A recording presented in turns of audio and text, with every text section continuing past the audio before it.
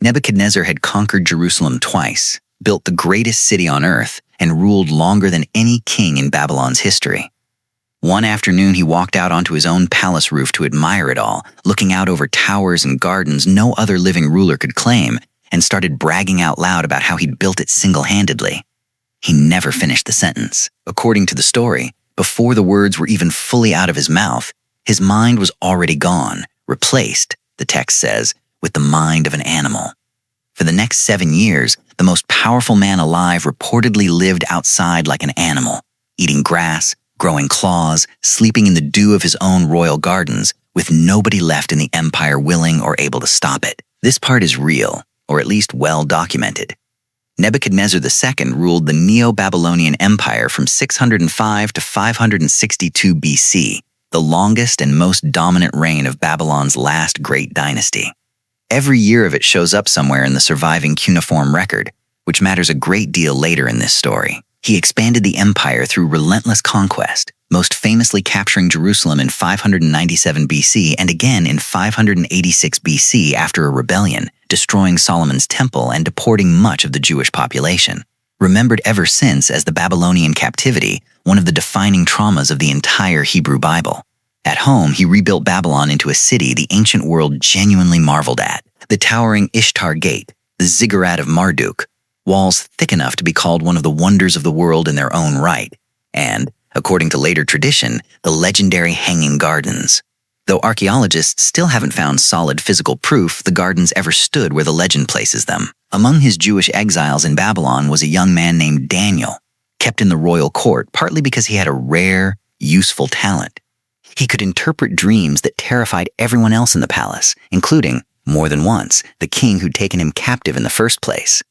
One night, Nebuchadnezzar had exactly that kind of dream, an enormous tree, so tall it was visible to the ends of the earth, its branches sheltering every animal and bird alive, its fruit abundant enough to feed all of them at once. Then, on heaven's own order, the tree was chopped down. Only the stump remained, bound in iron and bronze, left out in the open to be soaked with dew, given, strangely, the mind of a beast instead of a man, wandering among the animals it had once sheltered. Nebuchadnezzar summoned every wise man, magician, and astrologer in his court, the same group he'd previously threatened to execute over an earlier dream. None of them could explain this one either. Every single one of them stayed silent.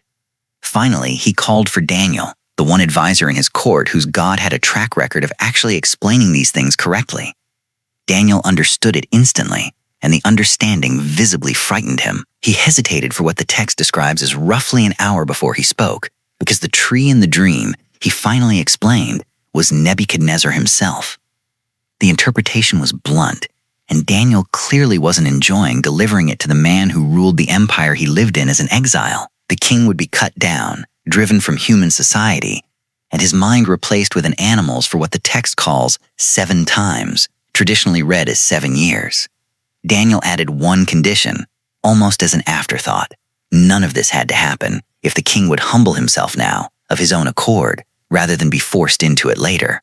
Advice a man surrounded by conquered nations and endless flattery was never especially likely to take. He would live outdoors, eat grass like cattle, and be soaked with the dew of open fields, stripped of every comfort a king assumes are simply part of being a king, and treated exactly like the livestock he'd once owned by the thousands.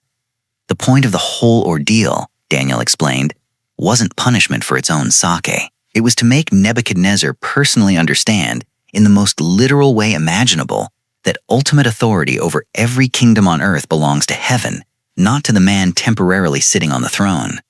12 months passed. Nothing about Nebuchadnezzar's behavior changed. He kept ruling, kept building, kept expanding a city already considered the wonder of its age, the warning apparently filed away and forgotten. Then came the afternoon on the palace roof, looking out over towers and gardens he had every reason to be proud of, surveying an empire that answered to him and no one else, and one sentence he apparently couldn't resist saying out loud, "Is this not Babylon the Great, which I have built, by my own mighty power, for the glory of my majesty?" It's the exact sentence Daniel had warned him not to believe. The claim wasn't even historically wrong.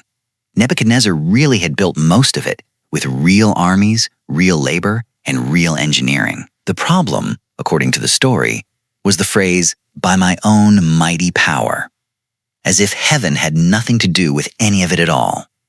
The words were barely finished when a voice from heaven announced the sentence was now in effect immediately, with no further warning, no grace period, and no further chance to reconsider anything he'd just said. He was driven from his own palace that same hour, stripped of the throne, the robes, and the mind that had, until seconds earlier, ruled the most powerful empire on earth without a single serious challenge.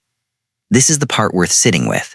The trigger wasn't cruelty, conquest, or even the destruction of Jerusalem, none of which the story treats as the real problem. It was one sentence of self-congratulation, spoken by a man who had genuinely earned the right to be proud, and said it in exactly the one way the warning had told him not to. For the next 7 years, Nebuchadnezzar reportedly lived like a wild animal in the open fields around his own capital, driven out of the palace he'd bragged about only moments before, the city he'd built continuing to run without him at its center. His hair grew long and matted, described as looking like eagle's feathers. His nails grew out uncut, curling into something closer to a bird's claws than human fingernails, every visible sign of royal grooming abandoned completely. He ate grass directly off the ground, the text says, the same way cattle do, soaked nightly with the dew that fell across the fields where he now slept, with no palace roof left to protect him from any of it. There's an actual clinical name for the specific delusion of believing you are an ox or another grazing animal, and behaving accordingly, boanthropy, a rare but genuinely documented psychiatric condition related to clinical lycanthropy, the broader delusion of believing you've transformed into any animal at all. Cases of boanthropy have been recorded in real modern medical literature entirely independent of this ancient story, which is part of why some readers take the account seriously as a plausible description of an actual mental breakdown, whatever the ultimate cause turns out to have been. For 7 full years, by this account, the man who once stood on his palace roof boasting about his own power couldn't distinguish himself from the livestock grazing beside him in fields he technically still owned. Then, at the end of the 7 years, his reason reportedly returned in the exact instant he looked up and acknowledged that heaven, not himself, held ultimate authority over every kingdom, including his own. His sanity came back first, then his throne, then his advisors and nobles, seeking him out on their own initiative to restore him to exactly the position he'd occupied before that one fatal sentence on the roof. The text ends with Nebuchadnezzar himself praising and honoring the God who, in his own words, is able to bring low those who walk in pride. A line that reads very differently coming from a man who just spent 7 years eating grass than it would coming from anyone else in his court. He returned to ruling Babylon with, if anything, more authority than before, as if the whole ordeal had simply been a very literal, very physical demonstration of a lesson every advisor around him had already tried and failed to teach him with words alone. Here's the detail that should bother you. Nebuchadnezzar's reign is one of the most thoroughly documented in the ancient Near East, recorded year by year in Babylonian chronicles, contracts, and building inscriptions that have survived intact for over 2,500 years. Not one surviving record mentions 7 missing years, a breakdown, or any interruption to his rule at all. That silence would be unremarkable for an obscure ruler with a thin paper trail. For the single most powerful, most extensively documented king of the entire dynasty, it's conspicuous enough that historians have spent decades trying to explain it away convincingly. There is, however, a real Neo-Babylonian king who genuinely disappeared from his own capital for close to a decade, Nabonidus, the last king of Babylon, ruling from 556 to 539 BC, right before the empire fell to Persia for good. Nabonidus left Babylon entirely and relocated to a remote Arabian oasis called Tema for roughly 10 years, leaving his own son, Belshazzar, to rule the capital as regent in his absence. A detail confirmed by actual cuneiform sources and the same Belshazzar who shows up ruling Babylon in the very next chapter of Daniel. Among the Dead Sea Scrolls, discovered in a cave near Qumran in 1952, is a fragmentary Aramaic text called the Prayer of Nabonidus, describing this same King Nabonidus struck by an affliction for 7 years while away in Tema, praying to God for deliverance. The parallel is almost exact: a Babylonian king, an affliction lasting 7 years, a prayer for restoration, a return to the throne once the affliction lifts. Except the name preserved in the older scroll fragment is Nabonidus, not Nebuchadnezzar, and the timeline fits Nabonidus far more comfortably than it ever fit the man usually blamed for it. Many historians now suspect the story was originally about Nabonidus all along and was later reattached to a far more famous name. Because a 7-year fall from grace lands harder when it happens to the greatest king Babylon ever had, the man who conquered Jerusalem and built a garden fit for the ages, whether or not it actually happened to him at all.